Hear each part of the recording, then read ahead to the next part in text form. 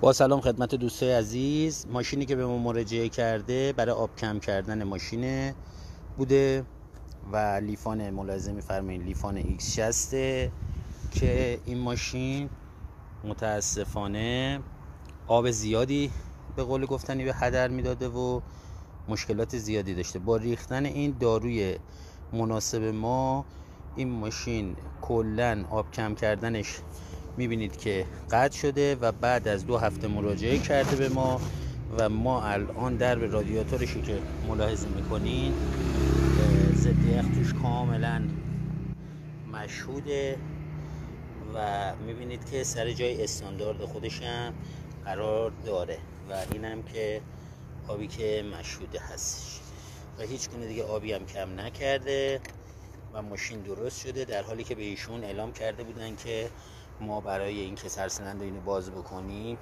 یه چیزی حول و حوش 8 تا 10 میلیون تومان هزینه هستش که این ماشین ما باز بکنیم و سرسیلندر و واشر و اینها رو عوض کنیم. مشکل از این بخش مکانیکا به ایشون اعلام کرده بودن که ما براشون برطرف کردیم. متشکرم از وقتی که برای ما گذاشتین. ممنون.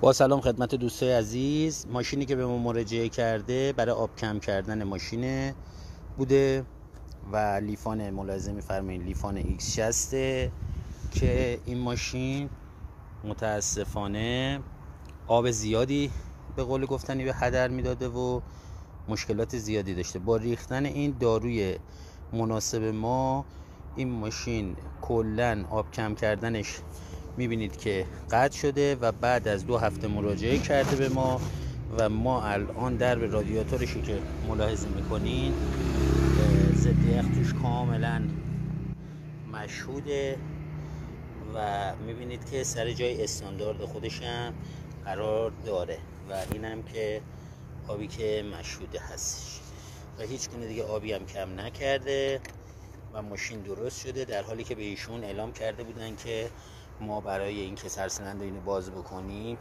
یه چیزی حول و حوش 8 تا 10 میلیون تومان هزینه هستش که این ماشین ما باز بکنیم و سرسیلندر و واشر و اینها رو عوض کنیم. مشکل از این بخش مکانیکا به ایشون اعلام کرده بودن که ما براشون برطرف کردیم.